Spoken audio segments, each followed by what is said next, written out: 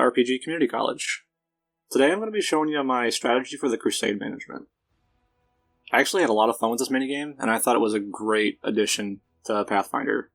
But I've also seen that there's quite a few people out there that are struggling with it, and I definitely have some tips and some tricks for them to make this a lot easier.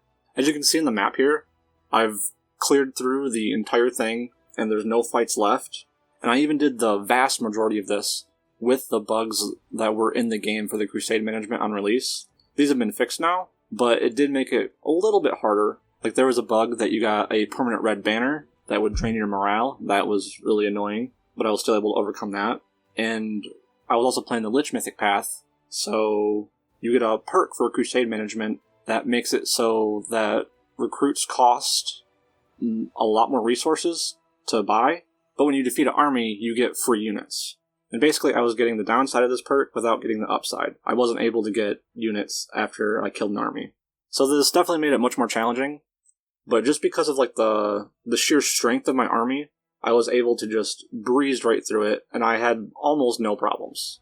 If it wasn't for the red banner bug, this would have been much, much more easier. I even made a couple mistakes too early on when I was building buildings. Like, I didn't start building buildings in my capital. I started building them in the little cities, because I didn't know that you had to start building them in your capital in order to generate units. That sucked, but in the end, it wasn't really that big of a deal. Yeah, let's take a look at my army here. By far, the most important unit in my army is the marksman. This is an upgrade from the archers. And if there was any advice that I could give to anyone about Crusade management, the best decision that you could ever make for your Crusade is to upgrade your archers and the marksman. These are by far the most powerful unit that you can ever get. Having a huge stack of them like this will just delete pretty much any unit off of the board every turn. And with a high morale, getting multiple attacks around on these things pretty much guarantees you a victory. I even have another stack of archers over here, the Mongol sharpshooters. These are alright. They don't do quite as much damage, but they're still a pretty strong unit.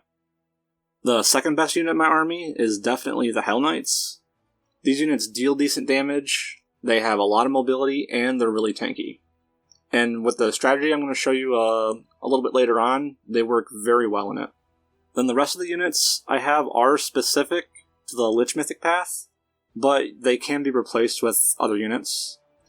Like the vampires here, they're basically a replacement for clerics. Like, if I wasn't using vampires, I would be using clerics.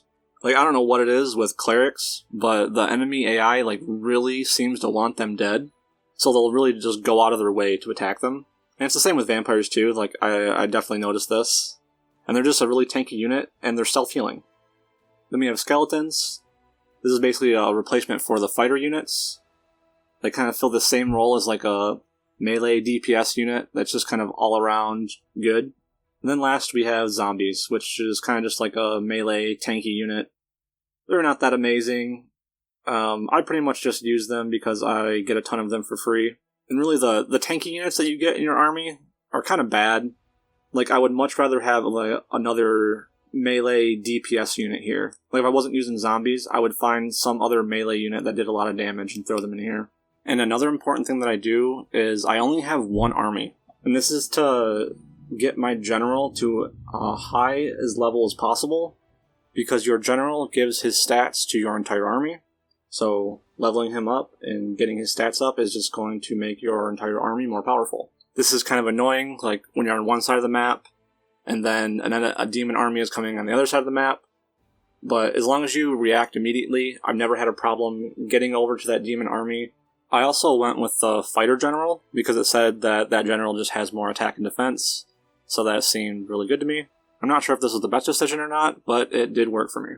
And when it comes to picking feats for your general when he levels up, Master of Maneuvers is so good that it's basically mandatory. You should always get this feat. Other than that, though, I only focus on getting things that increase the offensive capabilities of my army.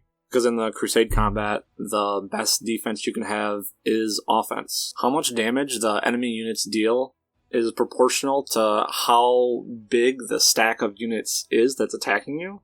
So the harder you hit them, the less damage they're going to deal, which basically means if you invest into offense, you're increasing how much you're going to be increasing how much damage you deal, and you're going to be lowering how much damage the enemy deals, while if you invest into defense, you're just investing into defense.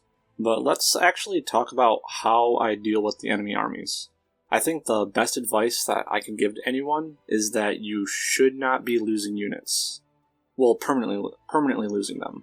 You can lose them in combat, but as long as after the fight they all get healed up in the infirmary, you're fine.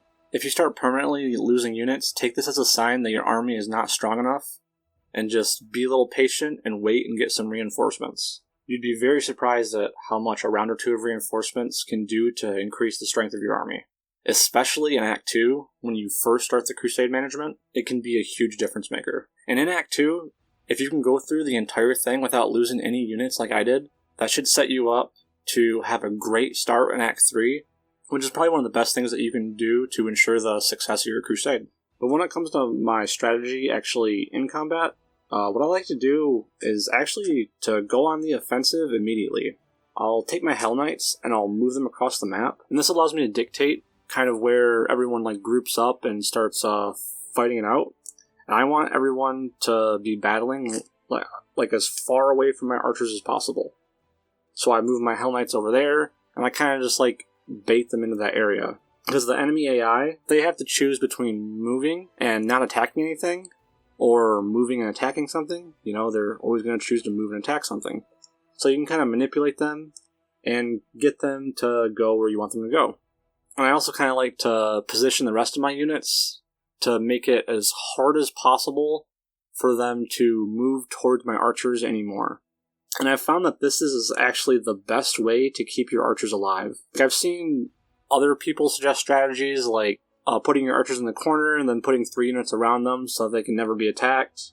And while that's going to keep your archers alive, it's kind of a garbage strategy because then you have 3 units that are just sitting there doing nothing for the first couple rounds of combat.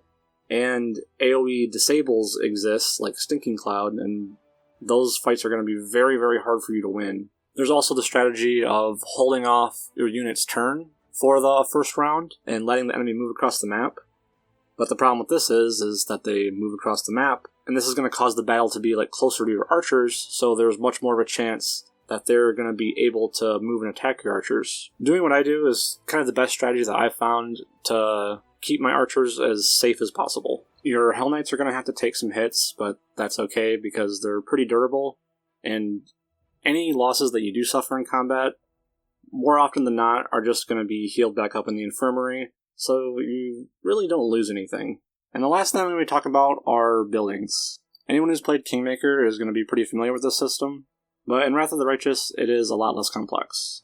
The only buildings that I've seen that get a bonus from being adjacent to another building are the buildings that make troops. And since the only troops that I really use in my strategy that are important are the archers, I would just make sure to put them in a place where you can build 4 buildings on each side of them. It's also important to know that you can't get a bonus from a building being on the corner, touching the corners of the building. They have to be actually touching a side of the building. Only buildings north, east, south, and west will provide bonuses for being adjacent to one another. But other than that, in your capital, you can pretty much just build anything. I definitely prioritize a teleportation circle, and then I wanted to build the buildings next to my archery range that, increase the damage. Those are probably the most important things. But also things to increase your infirmary size. There's also a building that increases the size of your army. That's a pretty important one. But really this doesn't seem as important as it was in Kingmaker, but it definitely is helpful. And then in the little villages that you kind of take back over from doing the Crusade management, all I built in there was just a building that increases the archers that you get every week, the building that makes it so you get more supplies every week, and the watchtower, so that if you ever fight in that area again, your units are just a little stronger. And that's all I've ever really had to do, and that seemed actually more than enough. I've never had a problem amassing a large army of archers, and I've always had a ton of supplies to basically build anything I needed. And supplies definitely do seem like the bottleneck for a lot of the things that you want to do. So I found it pretty useful to prioritize getting as many of those a turn as possible. But I think that's going to be all for this video. I hope you learned a thing or two, and if you'd like to continue your education, enrollment here is free. All you gotta do is like and subscribe. Thanks for watching, and I hope to see you again soon.